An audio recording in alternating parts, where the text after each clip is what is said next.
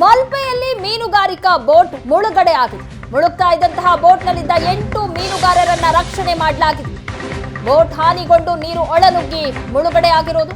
ಮುಳುಗ್ತಾ ಇದ್ದಂತಹ ಬೋಟ್ನಲ್ಲಿದ್ದ 8 ಮೀನುಗಾರರನ್ನ ರಕ್ಷಣೆ ಮಾಡಲಾಗಿದೆ. ವಾಕಿ ಟಾಕಿ ಮೂಲಕ ರಕ್ಷಣೆಗೆ ಮನವಿ ಮಾಡಿದ ಮೀನುಗಾರರನ್ನ ರಕ್ಷಿಸಿದ ಅನುಗ್ರಹ ಬೋಟ್ನ ಯುವಕರು. ಬೋಟ್ ಮುಳುಗಡೆಯಿಂದ ಅಂದಾಜು 18 ಲಕ್ಷ ರೂಪಾಯಿ ನಷ್ಟ ಆಗಿದೆ. ದೃಶ್ಯಗಳಲ್ಲಿ ನೋಡ್ತಾ ಇದ್ದೀರಾ. ಬೋಟ್ ಹಾನಿಗೊಂಡು ನೀರು ಒಳಗಡೆ ನುಗ್ಗಿದ್ರಿಂದಾಗಿ ಬೋಟ್ ಮುಳುಗಡೆ ಆಗಿದೆ. ಬೋಟ್ನಲ್ಲಿದ್ದಂತಹ 8 ಮೀನುಗಾರರನ್ನ ಸಹ ರಕ್ಷಣೆ ಮಾಡಲಾಗಿದೆ.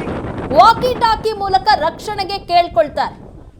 ಆಗ ಅನುಗ್ರಹ ಬೋಟ್ನಲ್ಲಿದ್ದಂತಹ ಯುವಕರು 8 ಮೀನುಗಾರರನ್ನ ಈ ಬೋಟ್ನಲ್ಲಿದ್ದಂತಹ 8 ಮೀನುಗಾರರನ್ನ ರಕ್ಷಣೆ ಮಾಡಿದ್ದಾರೆ.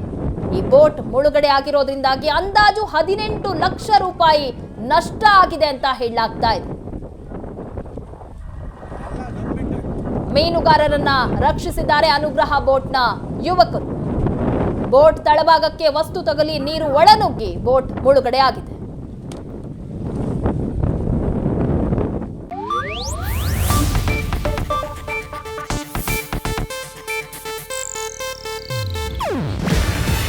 ಇದು ಏಷ್ಯಾನೆಟ್ ನ್ಯೂಸ್ ನೆಟ್ವರ್ಕ್ ಪ್ರಸ್ತುತಿ.